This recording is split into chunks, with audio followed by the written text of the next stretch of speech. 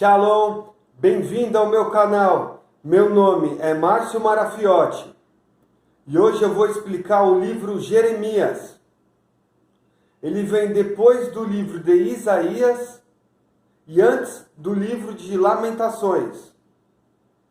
Jeremias em hebraico, Yirmiyahu, foi um profeta hebreu conhecido por sua integridade e discursos duros contra o pecado.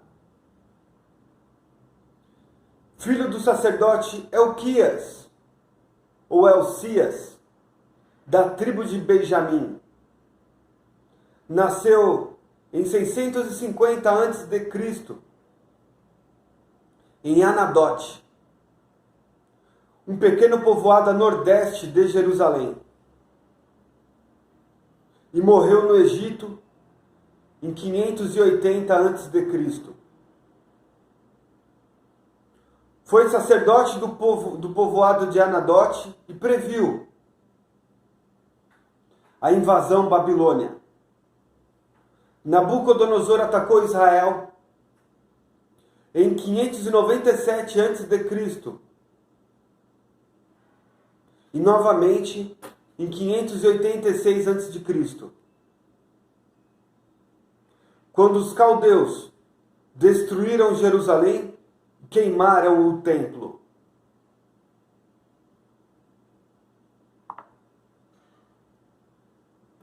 Embora de família sacerdotal, está ligado às tradições proféticas do norte, principalmente a Oséias, e não às tradições do sacerdócio e da corte de Jerusalém. Como Miqueias, ele pertence ao mundo camponês. De maneira crítica, ele traz consigo a visão dos camponeses sobre a situação do país.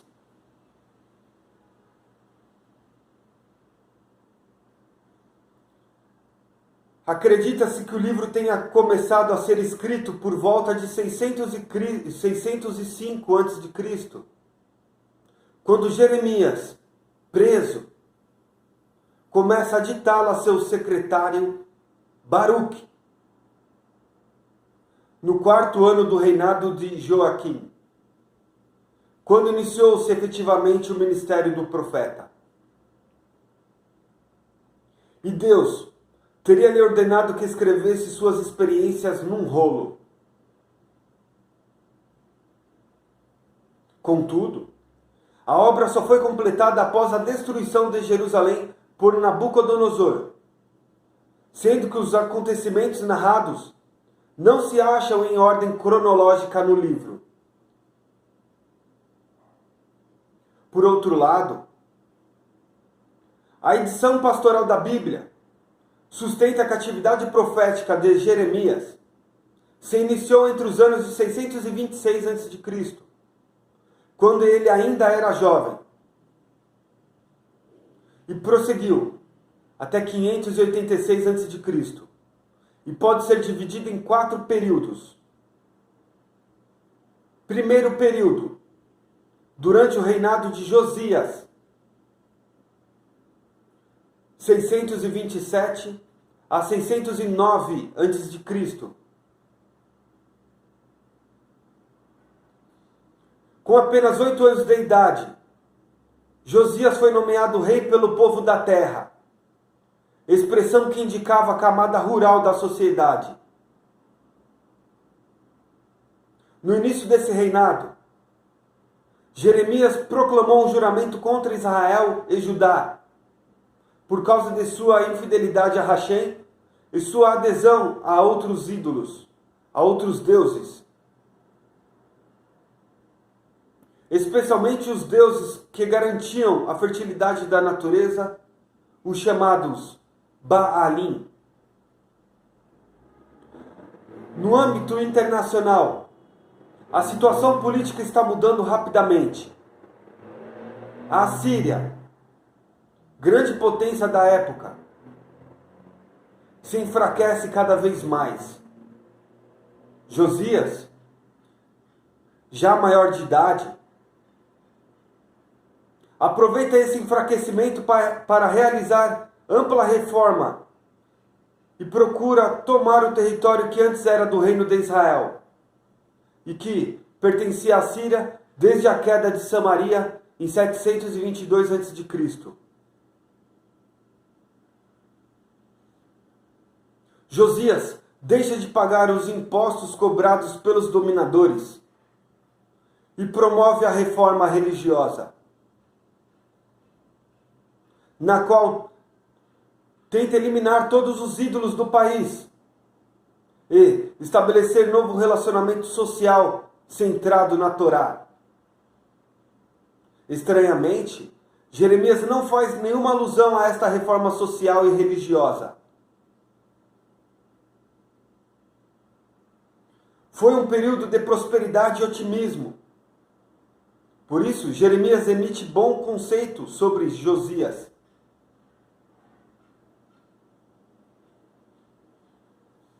Segundo período, durante o reinado de Joaquim, 609 a 598 a.C. Com a decadência da Síria, queda de Nínive em 612 a.C., outros povos entram no cenário.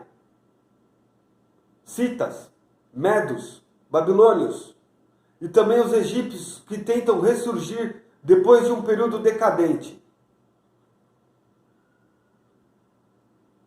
Com isso, Canaã volta a ser palco de disputas políticas e militares. Josias morre em 609 a.C., quando tenta impedir a incursão do faraó Neco, que procura deter o avanço da Babilônia. Neco depõe Joacás, que sucedera Josias, e coloca no trono de Judá o despótico Joaquim. O povo detestava Joaquim. Jeremias critica violentamente esse rei. É dessa época o famoso discurso sobre o templo, que quase custou a vida do profeta. O discurso contra o templo, que foi conservado em duas versões, capítulo 7, verso de 1 a 15, e capítulo 26, verso de 1 a 24. O primeiro destaca o conteúdo, o segundo, as circunstâncias do discurso. Ocorreu entre setembro de 609 e abril de 608 a.C., quando Jeremias colocou-se no pátio do templo e denuncia a confiança da população israelita no templo de Hashem como falsa e previu a destruição do santuário, da qual outrora acontecera com Siló. Na opinião dos sacerdotes do templo, Jeremias cometera uma dupla blasfêmia. Falara em nome de Hashem e falara contra a casa de Hashem. Jeremias confirmou suas palavras perante o tribunal. E só não morreu porque alguém se lembrou do profeta Miqueias, que, um século antes, pregara destino parecido para o templo e para a cidade, e nada sofrera. No começo de seu governo, Joaquim preocupa-se em construir um novo palácio, exatamente no momento que a crise econômica se agravava, pois Judá estava obrigado a pagar tributo ao Egito. Jeremias denuncia o governo de Joaquim como ganancioso, assassino e violento, pois não cumpre sua função real de exercer a justiça e o direito e de proteger os mais fracos. E vai dizer ao rei que, quando morrer, nem merece ser sepultado, mas como um jumento deverá ser jogado para fora das muralhas de Jerusalém. Pois, ao contrário de seu pai, Joaquim não conhece Rachem.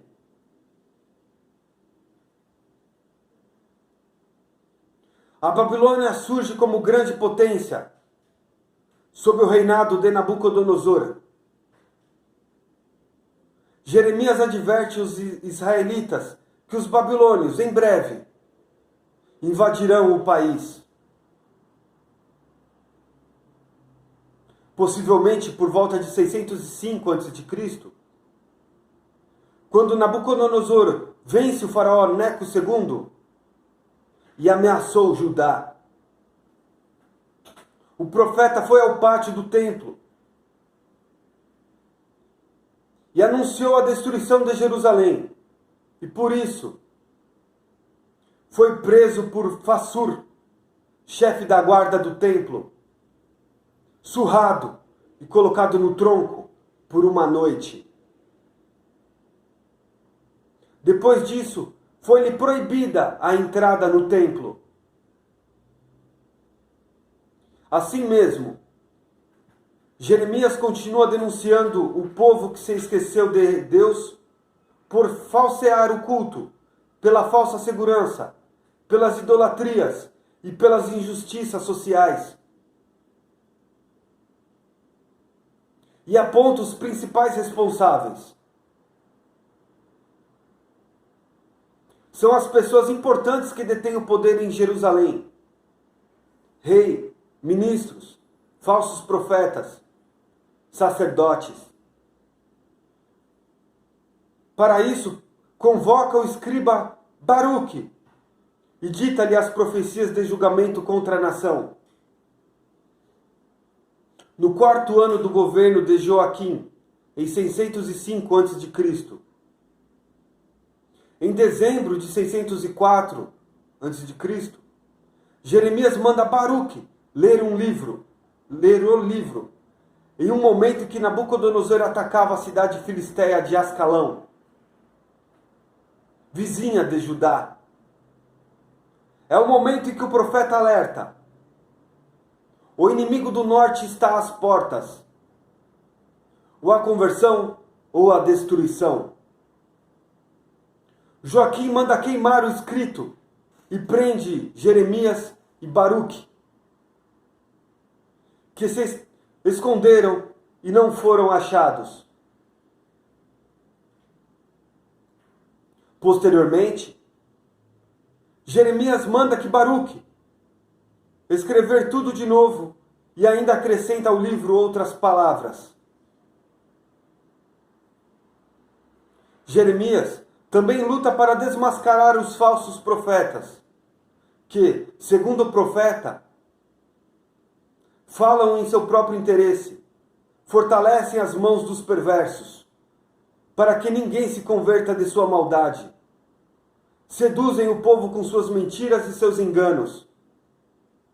Roubam um do outro a palavra de Rachem. O profeta estava com a razão. E sua visão realista se confirmou. Em 598 a.C., o exército babilônio estava às portas de Jerusalém. Nessa época, o rei Joaquim morreu, provavelmente assassinado. Seu filho e substituto, Jeconias, também chamado Joaquim, não teve tempo para nada. Após 3 meses, Jerusalém era invadida. Então o profeta, juntamente com parte da elite judaica, foi levado para o exílio na Babilônia em 597 a.C. anteriormente chamado Metanias, tio de Jeconias, foi instalado por Nabucodonosor para reinar em Jerusalém.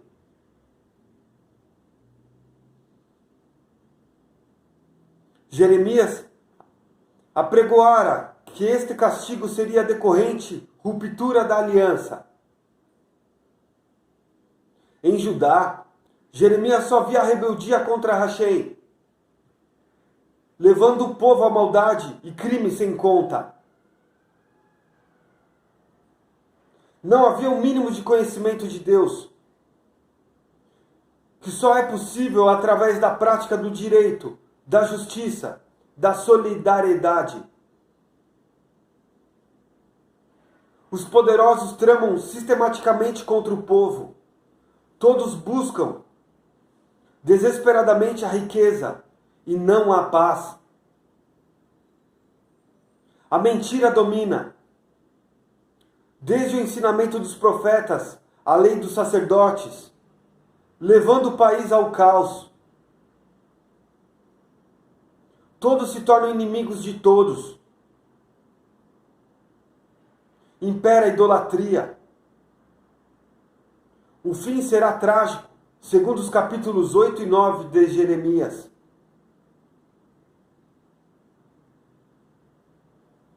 Jeremias constata a ausência do direito e da verdade entre as pessoas comuns. Mas maior corrupção encontra entre os grandes e poderosos, que não agem mal por ignorância, senão por determinação consciente e persistente. Quanto mais a crise nacional se aprofunda, mais os líderes se recusam a encontrar soluções. Só procuram satisfazer seus interesses imediatos e deixam o país afundar. Eles cuidam da ferida do meu povo superficialmente, dizendo paz, paz, quando não há paz.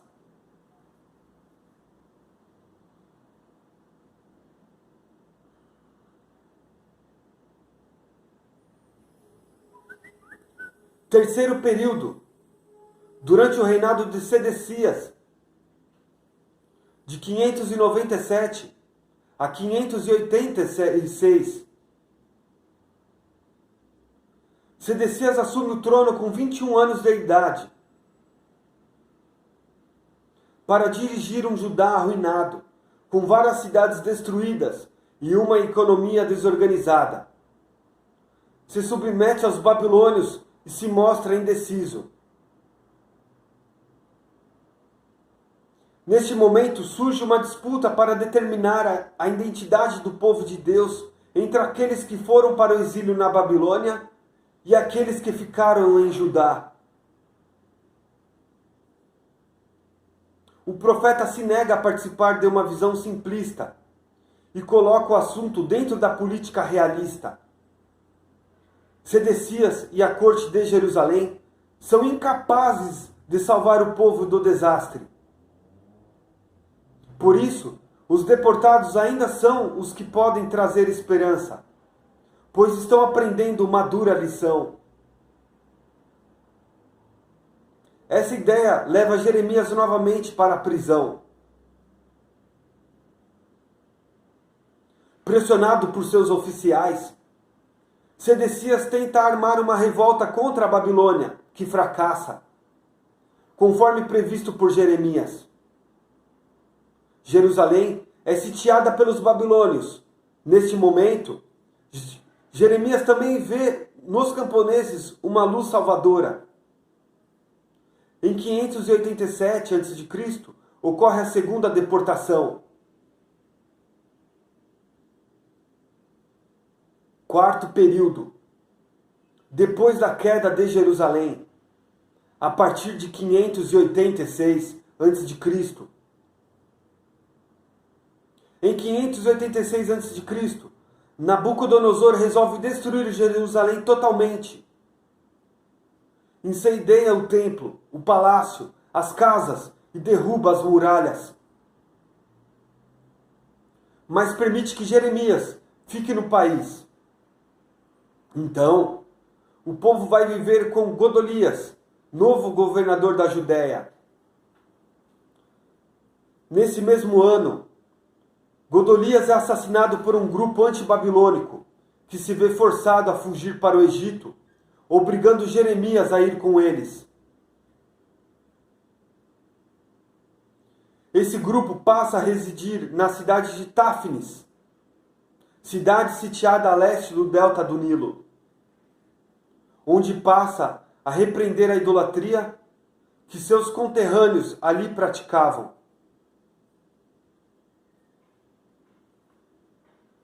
Segundo o apócrifo Vida dos Profetas, escrito por um judeu da Palestina no século I depois de Cristo, Jeremias foi apedrejado e morto por seus conterrâneos quando residia no Egito. No entanto, sua confiança no Deus que é sempre fiel lhe deu a capacidade de mostrar ao povo e a nós que esse mesmo Deus manterá seu relacionamento conosco, sem precisar de instituições mediadoras. Ao colocar em primeiro plano os valores espirituais, destacando o relacionamento íntimo que a alma deve ter com Deus. Por hoje é só. Deixe seu like e se inscreva no meu canal. Encontro vocês no meu próximo vídeo. Shalom!